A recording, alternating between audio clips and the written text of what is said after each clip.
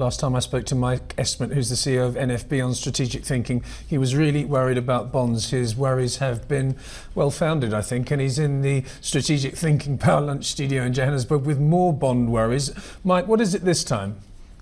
Yeah, it's a bit more of the same, Lindsay. I think that the point that we've come to see is what are the practical implications of what's happening in the capital markets and in the bond markets, where the government and other entities borrow for long terms. Is that I have been on record in the last year or so of saying that at the low end of an interest rate cycle, it's not appropriate to be buying guarantees, because all you're doing is you're locking in at the low point of interest rates. And to give you some example, or a working example of that, if you'd committed at 5.5%, which is the low point that 5-year guarantees got to a couple of months back, your million rand investment would have grown to something like 1.3007 million. And right now, at closer to 8%, that same million would grow to 1.469 million.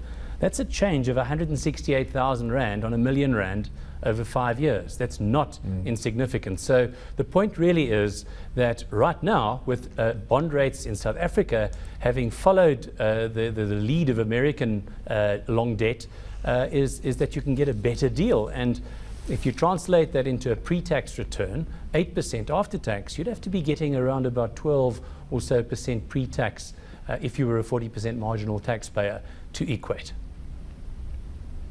Yeah, so what is your strategy now? I mean, a lot of people are saying to me that here we go, we've got the R186 yielding 8.56%, all the bond yields have gone shooting up, so therefore the bond prices have gone down. But there is a school of thought that says with the Rand battling to push on to the 10, 15, 11 that many people have been predicted, that perhaps bond yields have gone far enough as well, and people should re-look at bonds. And if that's the case, should it be government bonds, should it be corporate bonds, what should we do? That's a great question. Is that firstly, it's not just bonds though. So would you re-look at bonds right now?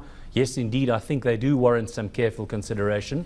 But, you know, for the man in the street, and I regard ourselves as advisors as well, to be qualified, but not expert at exactly which bonds. So the decision between whether it's corporate, whether it's an inflation-linked bond, where it's a nominal bond, as we call them, where you get that 8.5 or 8.6% until the thing runs out of time, is probably a good thing to put in the hands of experts. And there's some really good people in that fixed interest space that really understand it. They understand issuance, they understand what's maturing, they understand what else is available. So probably it would be people would be well advised not to go out there and take a flyer at the market on the information they gained at dinner on Saturday, but to take really good advice from qualified people.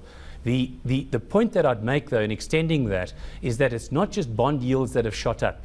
As a consequence, and directly and closely linked to that, you've seen property funds prices drop rather materially. And again, in that area, at what time, at what point do those assets that were quite stretched in valuation become attractive again for people to commit some part of their portfolio to? I suspect that we might be at a point, not necessarily a point of inflection, but a point where that is in fact true. We're having a close look at it.